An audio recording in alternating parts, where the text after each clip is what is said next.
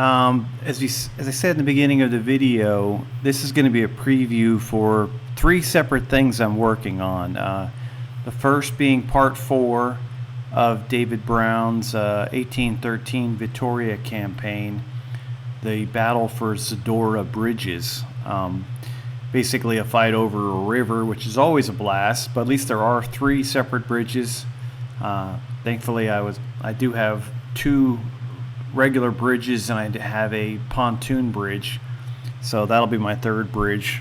So that's kind of nice, and there'll be 3 separate built-up areas for each bridge. And the point of the game is or the battle, excuse me, is for the British to capture 2 of the 3 bridges by turn 18, and the French to be holding 2 of the 3 bridges by turn 18, or to completely wipe the other person off the map. But I'm pretty sure it's going to come down to turn 18 and bridges being held. This is a rematch of the 2 commanders from the combat at Ozma. Once again, for the British, we'll have General Graham, and for the French, we'll have General Rail. I'm hoping I'm pronouncing that right. I'm sorry if I'm screwing up either one of those. I'm going to use most of the rules. At least I'm going to try to, I should say. I always seem to screw something up. I've actually printed off a sheet with all the rules on it, and some of the changes recommended by David Brown to adapt this from GDA 1 to GDA 2. Sorry, I'm not allowed to share those. That's not my material to decide who it goes to. That is up to Mr. David Brown and Christopher Brown, his son. And I have tweaked the order of battle just to get a few miniatures, more miniatures on the game table. Plus, I hate proxying in sometimes. I do it reluctantly, especially when I have new units that are painted. They're either Austrian, Prussian, or Russian. But I'm going to, since I don't have any Spanish or Portuguese troops, I'm just going to basically substitute in some Hanoverians. They're going to be just Hanoverians. So the order of battle has definitely been tweaked, adding some more units in just to make it bigger. I'll be playing this battle on a 15-foot by 7-foot table, and it should be just an absolute blast. I'm looking forward to it. If you did get a chance to watch the walking tour of the Battle of Gettysburg, the video that I released this morning, good on you. I'm sorry if it makes you nauseous. I was just walking around filming, so there will be a lot of vibration there, so in the camera. So I apologize if I made you seasick. Right here on the screen, you can see this is my altered order of battle for the British forces. I'll cut these out and laminate them and put them behind each unit. Sorry if that's distracting. It just really helps me on the battle report. Otherwise, I'll be guessing the units wrong. So it just makes things a little smoother, and I enjoy this part of it. And I know it might ruin the aesthetic for some people, but I kind of like it. So we're going to stick with that, just because it works for me, and it just makes a better battle report. These things are already pretty long to film anyway, so don't want to keep you guys unnecessarily too long. And enough of that. So this will be a divisional game of General d'Armée 2. General Graham is the campaigner. I didn't quite look at how many ADCs and how many and what level everybody was. I'm not sure. I think everyone's a campaigner like they were in the last game. General Hay is leading off the first Brigade commander. He's got 1st Battalion, 2nd Regiment of Foot. He's also, sorry, I went too fast there, sorry. The Queen's Own, the 28th North Gloucestershire. Both of them are veteran, and also the 45th and the 59th. The 45th and the 59th, I'm just going to rate his line. The British forces and Germans already have quite an advantage for troop quality. So it's going to be a hard one. They're crossing bridges. It'll make it a little easier on the French, but in the last couple of games, just the higher quality troops of the British forces have just pushed the French recruits and reservists aside, and they'll be much of the same of the French quality here. Have tweaked it, of course. 2nd Brigade's General Robinson. He's going to have the 27th Enniskilling, 88th Connaught Rangers, 1st Royal Scots, and 45th East Essex. They're going to all be line units. General Halkett will be 3rd Brigade Commander.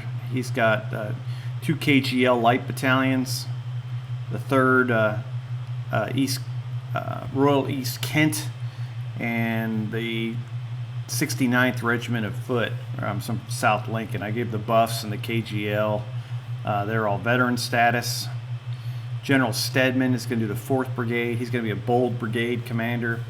I did the 1st and 2nd of the 60th Royal American Rifles here, light infantry and veteran. I'll be using my 95th Rifle models like I did in the last battle. Thought I'd throw in some Highlanders because it's just so much of a better battle with the kilts on there. So he's got the Gordon Highlanders, the Black Watch, and the Cameron Highlanders, all veterans. So that's going to be tough. Plus they have a battery of 9-pound veterans too. So 8 guns there, hammering away. This is a kind of a fictitious unit, but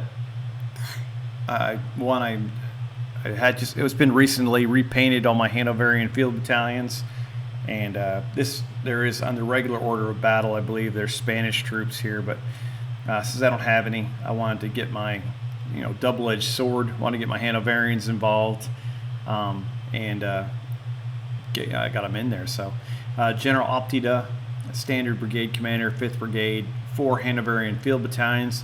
I think the Spanish were rated as reservists, so I kept the quality the same. So they're all reservists. General Anson is the 6th Brigade. I didn't mark on who comes in on reserves and stuff for some of these guys, so I'll go over that when I start the battle. 1st Royal Dragoons, heavy in battle, they're veteran. I didn't go with small units. I want to get every horse I got on the table. And then the 7th own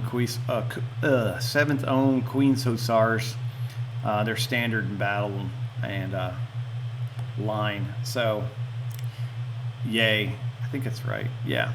And then they have a artillery battery with them that probably should be horse. I might try to play it as that if I remember, but going over bridges, it might not. Well, they could make a mad dash for it. I'm going to keep that as a maybe. If I can tweak a horse, I don't have the models for it, so I might throw it off. So I might just have them drop them off and be regular artillery too. Keeping the door open on that one. British force composition, 12,300 men, 960 cavalry, and 60 cannon. We're going to flick over to the French for the same battle. That's General Rail. He's a campaigner. He's commander-in-chief. General Gauthier, 1st Brigade Commander. He's got 1st and 2nd Battalion of 118th that are line, and then 1st and 2nd Battalion of 119th, which are reservists. He has an artillery battery of 6-pounders. I'm going to struggle with this guy's name, but it's cool. General Lamartiniere. He's a regular commander. He's got 2 battalions of the 118th. They're reservists. This one's a large. These guys are regular reservists. And then the 1st and 2nd battalions of the 122nd. They're both reservists. 3rd Brigade Commander is General Menet. He's got the actual only good battalions in the whole French order of battle. He's got the 1st and 2nd, 4th Regiment Léger. They're both grenadiers. Actually, I might have some other stuff I snuck in, I added in. And then he's got the 1st and 2nd Battalion of the 65th line unit. And so they're both regular line units. He's got artillery, 6-pounders with him. General Curto, 4th Brigade Commander. I gave him 2 regiments of dragoons, which I got those dragoons in. I think I had too much information on the British guys. I need to clear up that before I print those tags. 5th Brigade with General Boyer. I think I'm getting into the stuff I added on. I added on another 2 more Leger battalions, both Grenadier. 1st and 2nd Battalion, the 5th. And then 1st and 2nd Battalions of 27th in their line. The French ended up with 10,700s. They're less than, of course, than the British. Same amount of cavalry, same amount of guns. That's it for that battle. So the next battle I'm working on after this will be in October, will be the Battle of Perryville, which I'm frantically painting Warlord epic miniatures for. I'm working on Union right now. I still haven't even purchased the Confederates, so time is getting a little bit short here, so I need to get on the road here. Of course, this is the Battle of Perryville, which took place in October 1862, I believe. I am no expert of historian. Union was commanded by General Don Carlos Buell. He'd actually been relieved, and his replacement was riding with him, but probably saw the state of everything and said, I'm not taking over this train wreck until so he did not take over. In the actual battle, Buell did not hear the battle itself. He was with 2/3 of the army south of where the actual Battle of Perryville was. Only his left wing was engaged. General McCook was the corps commander on the left, and his forces actually fought General Braxton Bragg's army, and it was in the Battle of Perryville, which overall was a small battle by Civil War standards, but it was the largest battle of the Civil War that took place in Kentucky. So I am not an expert on history, but I really enjoy history, and Perryville is just a couple miles down the road, so it's just kind of might as well learn about it because it's right here, so it's neat. I was fortunate enough to take care of the one of the chief historians of the battlefield park. His wife was in our hospital, so I took care of her. And he was, just kind of told him I was interested, and he mailed me over all of his research. And these following maps show you the from his research and placement of forces took place in the battle. And look in the top right is actually their time stamped of where everybody was at 3 different times throughout the battle. He also gave me some orders of battle that were, just really neat. And it was really appreciate this gentleman doing that. And you can literally see off to the southern end or the bottom part of these pictures a huge chunk of the Union forces that never got engaged, never even knew that their comrades were getting stomped directly north of them because of this acoustic shadow. And the Confederates weren't even aware this gigantic force was here. They thought it was just a smaller part of the army, and Bragg came down here to destroy them. He's very lucky that the rest of the force didn't catch him, because he would have got his butt handed to him, because the other Confederate general in the area, General Kirby Smith, who was subordinate to Bragg, did not want to play nice with Bragg, so he would never allow their forces to unite. So Bragg could take over, basically, because Kirby liked being in charge, from what I have read. So another missed opportunity by both sides there, as usual. Battle for both sides that was given me. It's got casualties and everything, and you can see Braxton Bragg's up here. First Corps was General McCook, and I'm not going to go through all this directly. You can see all of the brigades that were in General McCook's command, and part of Crittenden's corps was there as well. But if you keep scrolling, all of this stuff down here never got involved in the battle. I mean, this is regiment after regiment. Look at this: no casualties, no casualties, no casualties. Didn't even know the battle was going on. And Gay's cavalry brigade was there, of course, but 2/3 of the Union Army sat this one out. And if they would have got involved, I think General Gooding, somehow his troops got in. I think that was the small. Once Buell became aware, he sent Gooding over to fight, and that was about it. Everybody else, because he still thought it was a weak engagement because he couldn't hear anything. So all this other stuff. This is still, that's it. That's the end of the Union forces. It was a lot. Bragg had most of his stuff. It was engaged because he thought he was just fighting a small vanguard, and it was like 3 divisions plus artillery. Sorry if this is going too quick, but so you can see the huge amount of forces that, well, not the huge, but how huge the Union was compared to the rebels, and it would have been a lot different if they would have come aware that this attack was going on, because they just would have taken the Confederate left and wrapped them up like they wanted to, but they slept right through it. Union forces that did take part in the battle, I have created into one of my normal orders of battle that, with the labels that we're going to use for playing Pickett's charge. I made General McCook basically the commander-in-chief because, it was him fighting, and he wasn't really fighting. It was his corps without him. He was sitting out there with General Buell until later in the afternoon when he got over there, after he received frantic messages from a couple of his gentlemen. So you see, like, Starkweather here is in these brigades where they usually have like 1st, 2nd, 3rd, and 4th brigade. These guys are literally in the brigade numbers they were in. They were in like the 28th brigade. The 33rd is General William Terrell. His guys were all green. Parsons, I think got his artillery battery. George Webster's 34th brigade. They're most, Indiana, Ohio boys here. General Harris. Who was that? General Little. And it just goes on for a while. This General Gooding, who comes in, he came in. And then here's the cavalry under Captain Ebenezer Gay. So total in the force that I'm going to have for this battle is going to be 15,000 Union infantry, 1,440 cavalry, and 56 cannons. So a lot of guns, and most all the Union stuff's going to be rifled artillery. Confederates, on the other hand, Bragg he did show up, and he wasn't happy that things weren't happening, so he thought he'd find the, he's only attacking the Union left.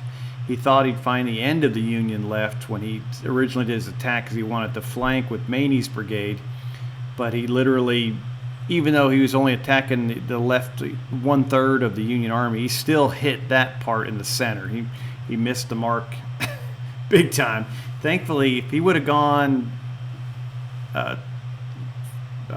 towards the Union right to the south and go towards Perryville, he would have slammed right into the whole other 66% of the Union army, and it would have been over. So at least he did go for trying to flank them to the north. Otherwise, it would have been a nightmare. Donelson's in the 1st Brigade. A lot of Tennessee boys. Alexander Stewart in the 2nd Brigade. There's Manny. He's got the veterans, more Tennessee and Georgia boys. Got his artillery. General Brown. Got some Florida guys, Mississippi boys. General Adams with some boys from Louisiana. General Powell's guys are from Arkansas and Mississippi and Tennessee. General Jones has got more Mississippi guys. And then General Wharton has got cavalry, and got that. I think it's almost like a Texas Rangers kind of regiment here. They were veteran, and kind of pointed out in the book. And they really, in all the accounts of the scene in history, it said only General Maney's guys were the hardened veterans. So I just gave them veteran status along with the Texas cavalry. 16,800 Confederates with 1,800 cavalry and 56 guns attacking the Union at Perryville. So that battle will take place in October, hopefully, if I can keep on painting like a machine. The last thing I'll do, which I'm almost ready to go for, is Alpha Straike for the first time with Battletech. I do like classic Battletech, but I'd like to do some larger battalion, literally battalion level games with 3 companies for each side, and do a campaign. My favorite time period is right before the Klan's involved. So the War of 30-39, as you saw in the book, I have that campaign book. I love House Kurita. I love their rivalry with the Lyrans or Lyrans, and at this time, the Federated Commonwealth was combined. So FedCom, baby. So we're basically going to have. I'll show. Actually, I'll show you in a second here. Let's just do that. But it's going to be multiple different forces attacking multiple different planets using the Chaos campaign rules to decide the winner of each planetary engagement. I've never played Alpha Straike before, so I have played classic Battletech a lot, especially in 1984 through like 1988. And then a little bit I've dabbled here and there over the last couple of years as the new Catalyst games come out.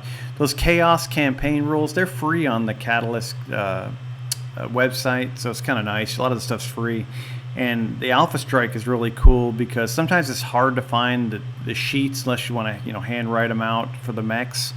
But at this master unit list, you can basically get on there and generate a force list like this, and you get all the you can put in the skill values, you can get you all the tonnage, they get you the point value, which I think I like better than battle value, and you basically can draw up your entire force. Playing with 37 mechs per side, so 36 would be the standard 3 companies, 3 lances per company, and 1 final extra mech for the battalion commander. I think it's a major or colonel, I can't remember. I think regiment is bigger, then you get into army after that. I like just playing with mechs. I've not delved into armor in a long time, and I haven't done infantry in forever either. So just going to stick with mechs at first, a lot of them. I think doing this with classic would almost, which would be fun as heck, but it might take me weeks to play a game. And I also wanted to try out Alpha Straike, and it's very simple, it's quick, it's fast, and we'll see if it checks the boxes, especially with just something to do that'll allow me to take part in the Battletech, campaign history, which is pretty vast, and also knock out a bunch of games. The 3039 War of 3039 Battletech historical book I've got. It's got all the maps, it's got where troops were placed, it's got the breakdown of like every single battle, it's got the re-attack of the Kuritans, and all the political machinations going on in the background with the stuff with Comstar and all their manipulations they did because they didn't want the Federated Commonwealth threatening their power hold on the houses. They liked it, everybody being small and squabbling. Once it showed signs that the House Steiner and House Davian were joining together, it's like, whoa, wait a minute, we don't like this. Probably very similar to the way the England kind of wanted to keep the balance of power in Europe during Napoleonic times. We don't like Napoleon getting too strong, so we're going to throw bucket loads of cash at the Austrian, Russians, and Prussians to try to counter that, because they just didn't have the army to do it, but they had the Navy and the money to do it. So this is every single mech I did, and I've got I'll show you in another slide, orders of battle and stuff like that. This is the Lyran force, or Federated Commonwealth, excuse me, and it's kind of neat because it also you get a breakdown there, but then you also get these cards. So I've laminated these, I've cut them out, and you basically can draw on every one with a dry erase, and it's much easier to keep track of this many mechs with Alpha Straike. So we'll see how it goes. I'm just looking forward to doing it, looking forward to playing Battletech again, and yeah, it should be fun, and it's just kind of neat how this does all this. So I appreciate the guys at Catalyst that took the time to make all this. The Kuritan forces, and I got these really close. If you look at the points at the bottom, I think they were within 2 points of each other, which I didn't even plan. I just kind of randomly bought mechs and mech packs and put them on each force, and came up with these two 37 I guess forces, mech forces, and that's the only mechs I have. I don't have a mass amount. It's just these 74 guys that I'm finishing up painting the last couple. I think like 10 I've got to do, and I'm doing some trees and stuff as well. So who doesn't love a battle master? I saw that a minute ago. The mech commander for the Lyrans will be in a Victor, or the Federated Commonwealth, excuse me, which is kind of classic. It's named after Victor Davian, which was Hans Davian's son. And the Kuritan commander will be in a Hatamoto Chi, which is basically a mech that what are they called? Oh gosh, one second. That the Federated Comstar gave the Kuritans. They were helping them out with a secret alliance to offset the power base that the Federated Commonwealth was getting. I think they gave them some technology. They gave them some mech designs that they were holding because they're trying to keep their hold over the successor houses. So they helped them out, and it's a combination of the Victor and I think the Charger that was ended up being a more effective mech. And I could have that wrong, but I think I read that one. There it is, the Hatamoto Chi. That's pretty cool. And it's looks like a samurai, so it just screams House Kurita. And it's also nice, right next to a dragon too, which is cool. And they've got the Panther too, which are some of the more symbolic mechs for the Kuritans.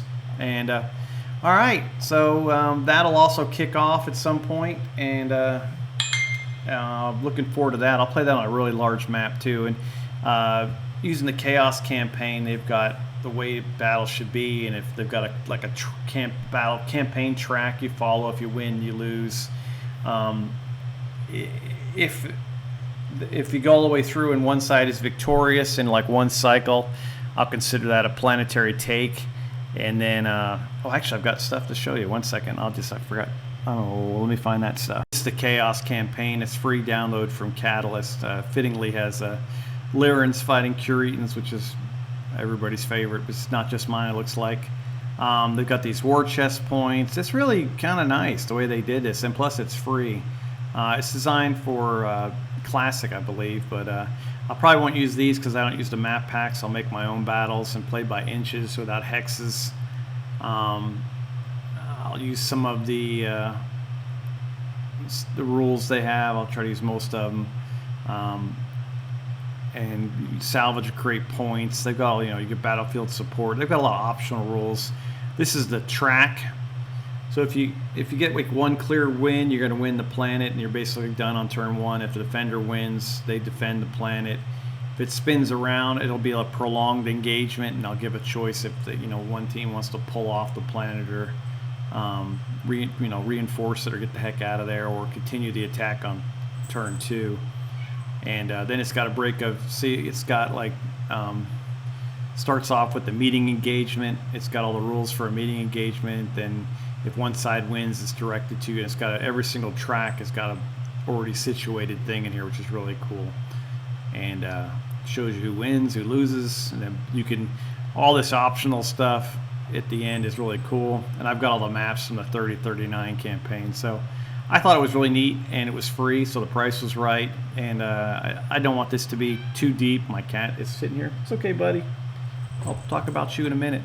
And yeah, but I think it's going to be a great little thing to add on, and just a little bit of side piece, fun break from Napoleonic gaming and Civil War gaming.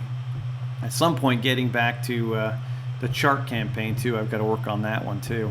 I'm probably gonna save a lot of that for when David Brown releases his new rules. I can't remember the name of it, Dex Valaria, something like that. Mass combat for ancients. So I'll be able to use those in my move those over the chart campaign. Plus also Midgard's got campaign rules coming out too. Somebody told me, the Medieval Wargamer told me that that's getting released too. And here's the War Chest campaign record sheet, so you can keep track of stuff for both units. So that's it. So I'm kind of excited about all that. I don't know where this is going, but yeah. So it's got a lot going on. I'm really excited. I was already fired up about miniature wargaming anyway, and going to Historicon really just kind of kicked that up to the next level. And that's it. I hope you guys have a great day. I should start the Bridges of Zadorra. You can see my map better here while I'm filming it. That's kind of fun. Filmora, great program, and should be starting that. I'll set the bridge battle up tonight and start rolling dice probably later on today, and get that battle going and have hopefully the first part of it to you, first 9 turns. All right, you guys are great. Take care now. Bye-bye.